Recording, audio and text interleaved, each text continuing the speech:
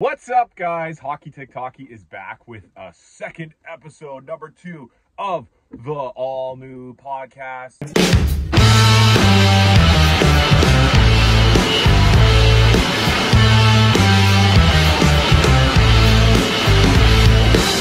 This podcast is going to be about the Flames, about NHL, about hockey in general.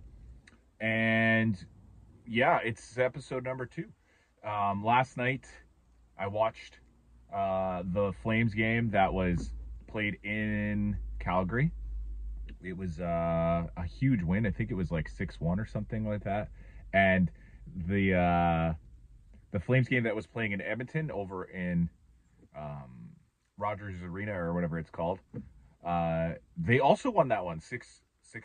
So it was a huge night for the Calgary Flames in terms of, scoring and in terms of, let's back things up, guys. I'm sorry. I'm really excited because the Flames are killing it right now, but we have to just remember it's the preseason. It's the preseason. So let's just calm things down a notch or two and just remember that the preseason doesn't actually count.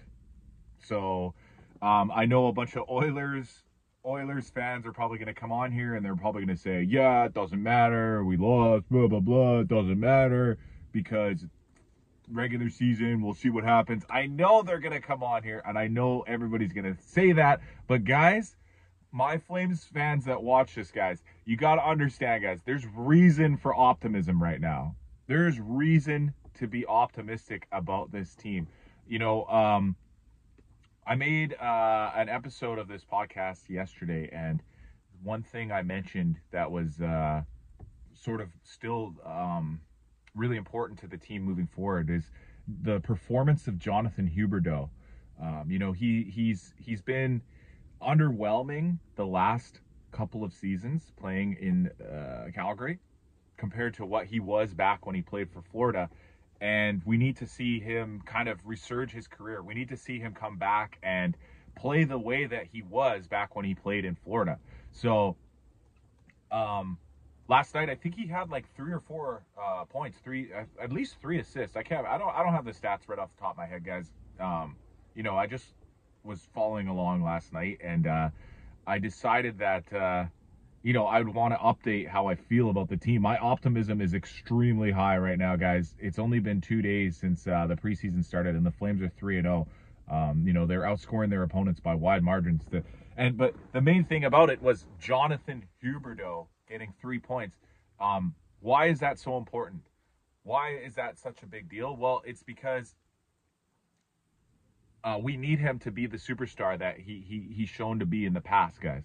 We need him to be the force that he was back in Florida. So good start. Super excited to see that. We have new players like Anthony Mantha. We just signed him in the offseason. We have him scoring goals. We got young, up and coming rookies like I guess he's not a rookie. I guess he'd be in a sophomore season, but I was going to say Matt Coronado.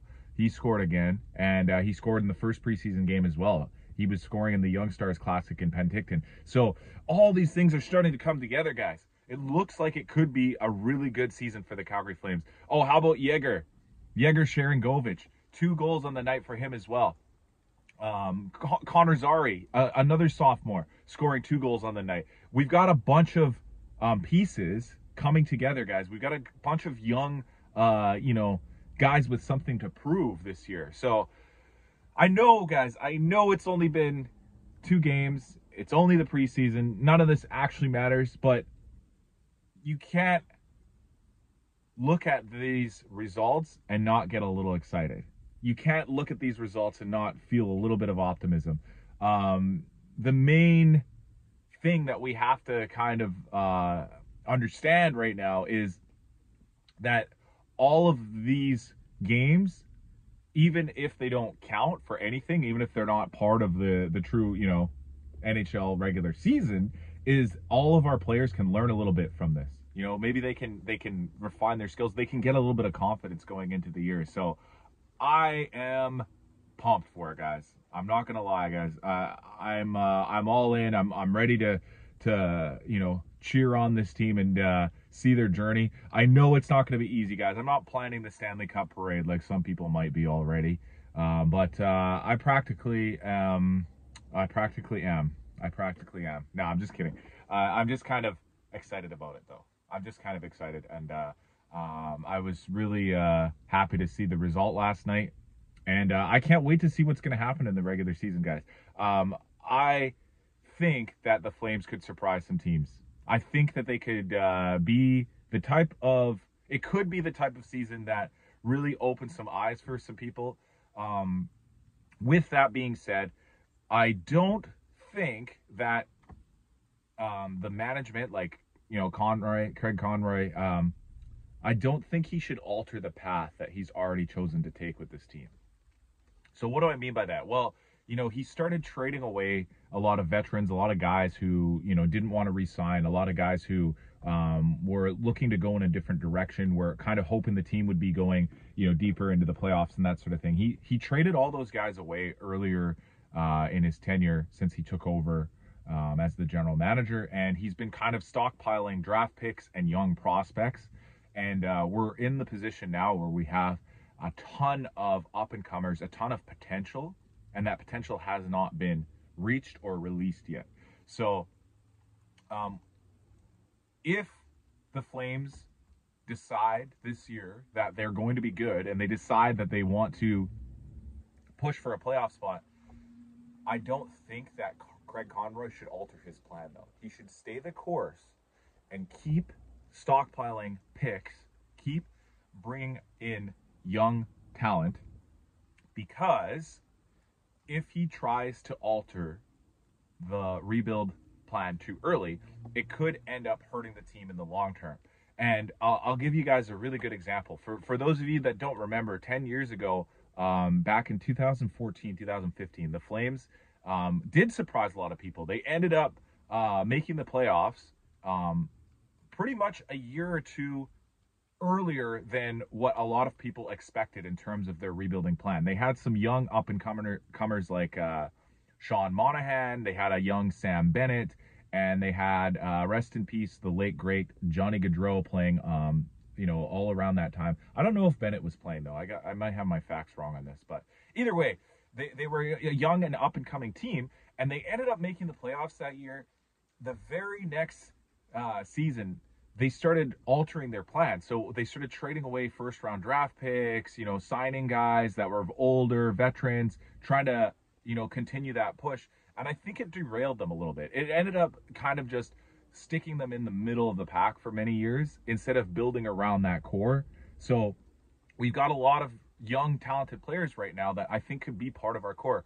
You know, I haven't mentioned their names yet, but guys on the back end, on defense, like Zane Parekh and Hunter Brustevich, you know, those guys could be star defensemen. They could be the type of defensemen that don't come around very often, you know, the type of defenseman that you can build a team around.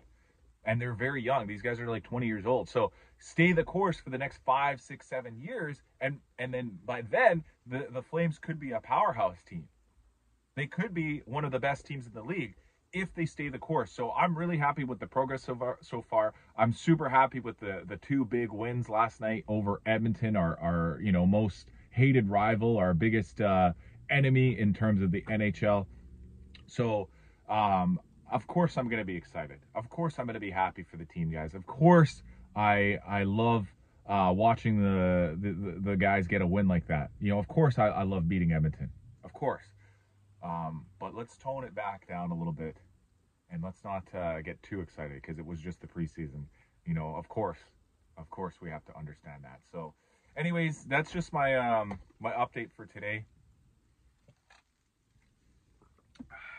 I'm gonna try and continue this series going every single week. You know, sometimes I'll do 2 or 3 podcasts a week if it's a really exciting or a big week.